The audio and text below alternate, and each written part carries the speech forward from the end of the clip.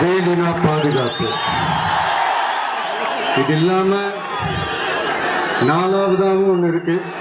அது யார் கொடுத்தாலும் சரி, யார் வாங்கினாலும் வெற்றி ஒண்ணுதான். படத்துல வேலை செஞ்ச அத்தனை பேருக்கும் கிடைச்சிருக்கு. இது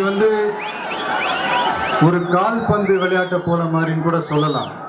ஏன்னா ஒரு கோல் போடுறதுக்கு 10 பேரோட பங்களிப்பு இல்லாம அந்த கோல் போட முடியாது. ஆனா அதே நேரத்துல அந்த கோல் போட்டதுக்கு நான் தான் சொந்தம்னு கொண்டாடிக்கவும் முடியாது. ஆனா என்னன்னா,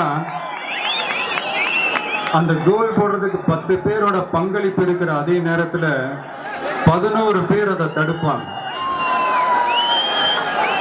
நம்ம எந்த அளவுக்கு முயற்சி பண்றோமோ அதை விட பல மடங்கு எதிர்ப்பும் இருக்கும். அதுதான் வாழ்க்கை.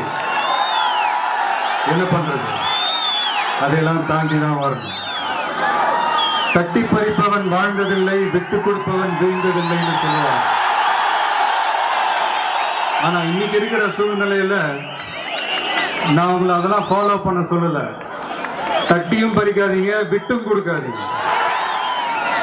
நம்ம கையில என்ன ஆயுதத்தை எடுக்கணும்னு நம்ம எதிரி தான் தீர்மானிக்கிறான்னு சொல்லுவாங்க. நம்மளை வெட்ட வர்ற எதிரி கிட்ட நம்ம வெள்ளை கொடி காட்டிட்டு நிற்க முடியாது இல்லையா? அதான் அவனோட போக்கிலேயே விட்டுறணும். சாஃப்டா பேசினா சாஃப்டா பேசணும், வேற மாதிரி பேசினா நம்மளும் வேற மாதிரி. உலகத்துல நல்லவன் கடைசியில தான் ஜெயிக்கிறான், கெட்டவன் அதுக்குள்ள நல்லா வாழ்ந்துட்டு போயிடுறான்னு ஒரு வருத்தம் இருக்கு.